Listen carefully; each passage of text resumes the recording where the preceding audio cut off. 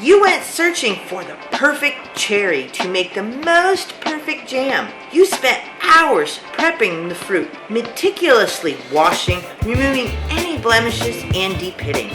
Then you made the most wonderful tasting jam that you have ever tasted. So much excitement as you filled the jars with all of your hard work. And then 24 hours later, disaster. The jam never set. What do I do now? Such failure.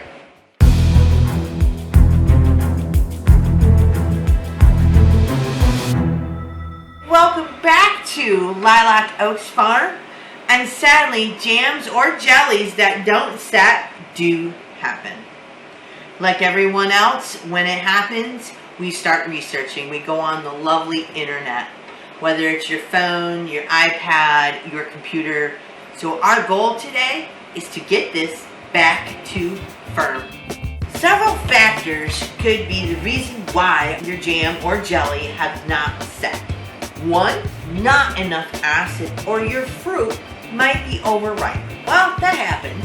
What we do to remedy this is you reheat the mixture low and slow because you do not want to overcook it and burn it, and you add some lemon juice. I would start about 1 teaspoon at a time, test it with the spoon method, and see if the jam or jelly has set. The spoon method is where you take your spoon, you dip it in your jam or jelly mixture, you pull it out, and if it's dripping like the faucet's on, your jelly is not set. You keep cooking it nice and low and slow, and you give it a little bit, and then you try it again, and it's got like icicles hanging down.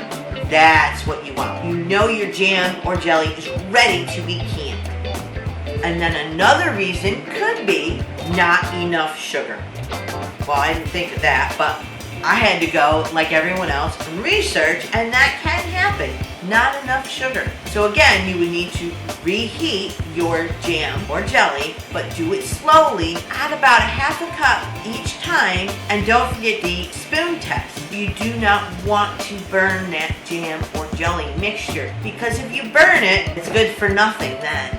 If you overcook it, you can still save it, but you can use it for like over ice cream or over pancakes. You're just not going to be able to have jam. Now we have a few things of maybe why our jam or jelly didn't set. So let's see in 24 hours if these ones do. If you are new here, Lilac Oaks Farm is all about homesteading and farming. Baking, cooking, preserving, raising and growing your own food. Make sure to hit that subscribe button. So now that it's been 24 hours, I can check my jam, and I do have to say it is now set. It is not moving, it's not going anywhere. I think it's like steel belted radio. Not going anywhere. Awesome. Very exciting. So happy. Instead of having sauce, I can actually have jam. Now that we know at least those 2 methods do work, the third one, if you overcook it, there's nothing you can do. It's just not going to set. I hope you'll give these methods a try, and remember, low and slow is the way to go for your heat, so you do not burn it or overcook it, because then it'll just ruin it. On that note, I'm going to have some jam and toast. If you're interested in more canning videos, you can click here. Thank you, and I will see you in the next one. Jams or jellies that don't set, and actually, well, this one actually is kind of set. We'll try that again. We'll grab a different one, and we'll go to see what happens.